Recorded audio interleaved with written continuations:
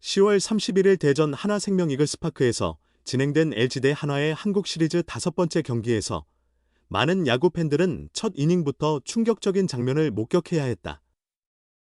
바로 한화의 선발 투수 문동주가 제구력을 잃고 제 속도를 내지 못하고 있었기 때문이다. 문동주는 K리그를 대표하는 강속구 투수다. 160km/h의 벽을 넘어선 KBO 사상 최초의 한국인 투수이기도 하다. 이번 시즌에도 150km/h 중후반의 빠른 공, 그리고 더욱 날카로워진 포크볼과 커브를 바탕으로 최고 수준의 문동주가 얼마나 위협적인지를 유감없이 증명했다. 지속력 부분에서 의문부호가 붙지만 이는 시간이 해결할 문제라고 여겨졌다. 그러나 그 문동주의 직구 속도가 150km/h는 커녕 제대로 나오지 않고 있었다. 140km/h 대 초중반의 공도 종종 관찰됐다. 구종 변화가 많지 않은 문동주의 특성을 감안하면 이는 분명히 비정상적인 신호였다. 하나 벤치도 신속히 대응했다.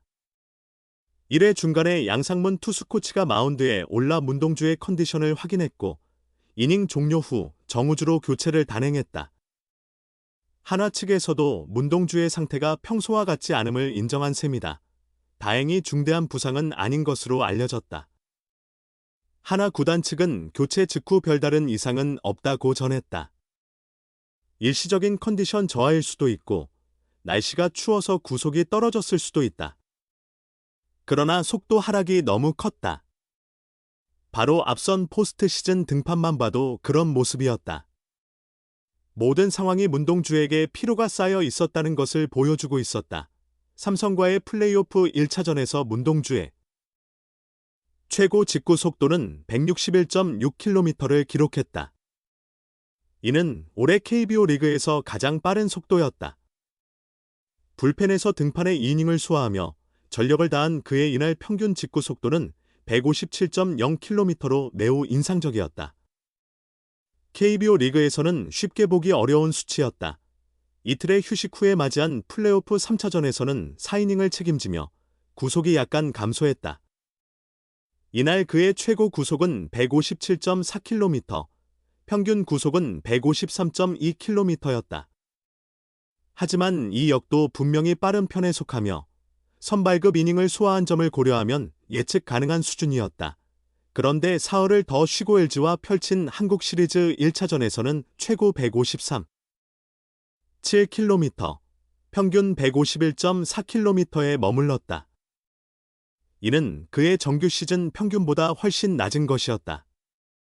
그리고 중대한 한국 시리즈 5차전에서는 최고 149.9km, 평균 145.8km에 그쳤다.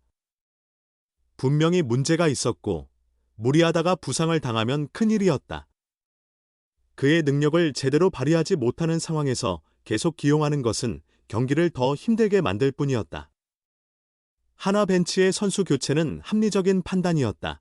다친 것은 아니지만 지쳐있는 몸과 마음을 추스리고 다시 한번 일어나야 하는 문동주다. 11월에 진행되는 K-베이스볼 시리즈에 출전하는 국가대표팀 명단에 그가 이름을 올렸기 때문이다. 다음 해 WBC에서 명예회복을 바라는 대표팀은 11월 8일과 9일에는 고척 스카이돔에서 체코와 11월 15일과 16일에는 도쿄돔에서 일본과의 평가전을 갖기로 했다. 모두 4경기이다. 한국 시리즈를 마친 LG와 한화 선수들은 4일에 합류했고 나머지 선수들은 이미 2일부터 훈련을 시작했다. 문동주 역시 4일 대표팀에 합류할 예정이다. 연이은 일정 속에서 피로가 쌓인 만큼 부상 우려가 커질 수밖에 없다. 포스트 시즌에 나선 다른 선수들과 비교해도 마찬가지다. SSG와 삼성 선수들은 충분한 휴식을 취한 뒤 대표팀에 들어왔다. LG 선수들은 한국 시리즈 전에도 휴식이 많아 체력적인 부담이 크지 않다. 하지만 문동주는 사정이 다르다. 물론 대표팀에는 투수 자원이 풍부해 한 명이 많은 이닝을 던질 필요는 없다. 4경기 동안 다양한 선수를 실험하는 형태가 될 가능성이 높다. 문동주가 선발로 나서더라도 많은 이닝을 소화하지는 않을 것이다. 대표팀 코칭 스태프도 상황을 충분히 고려해 적절한 투구량을 조절할 계획이다. 경험도 중요하지만 피로 누적으로 인한 부상 위험을 최소화하는 것이 더 큰 과제가 됐다. 뜨겁게 빛난 문동주. 2025년 가을 그가 얻은 3가지 배움과 과제. 하나 이글스는 26년 만에 정상 도전에 아쉽게 실패했다. 미래의 에이스 문동주는 값진 경험을 쌓았다.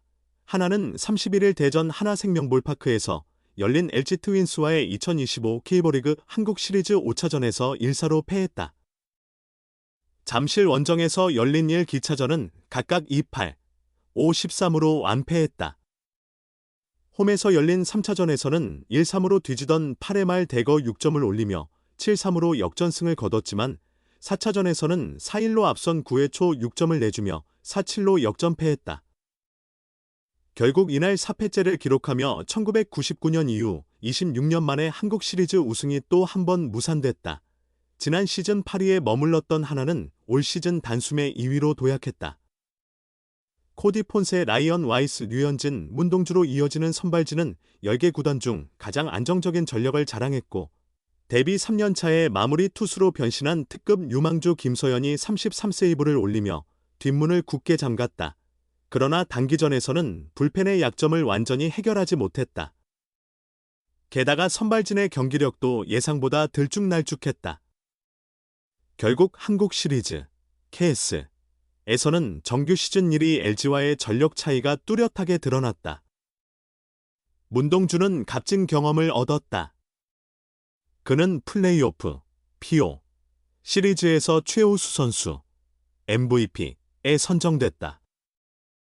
불펜 보강이 필요했던 김경문 감독은 그를 조커, 카드로 활용했다.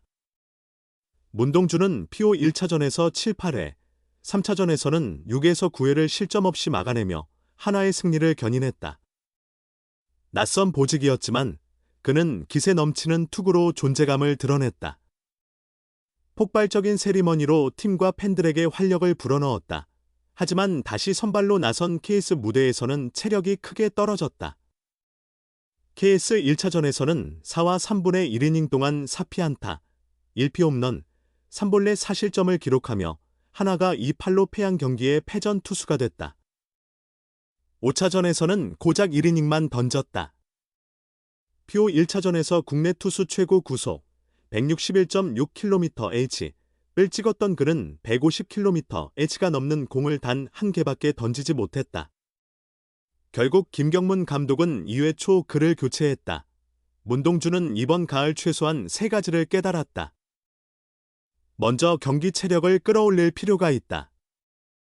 불펜 투수로 나서며 휴식이 짧았던 점을 감안해도 클라이맥스 시리즈에서 체력 저하가 뚜렷하게 드러났다. 힘이 있을 때 직구에 의존하는 경향 또한 되돌아볼 필요가 있다. PO 3차전에서는 완급 조절을 시도했지만 등판을 거듭할수록 주무기가 둔해지며 승부에서 어려움을 겪었다. 무거운 압박감을 이겨내는 법을 배운 건 큰 성과다. 문동주는 PO 3차전을 회상하며 주자가 있는 상황에서 던진 기억이 없다라고 말했다.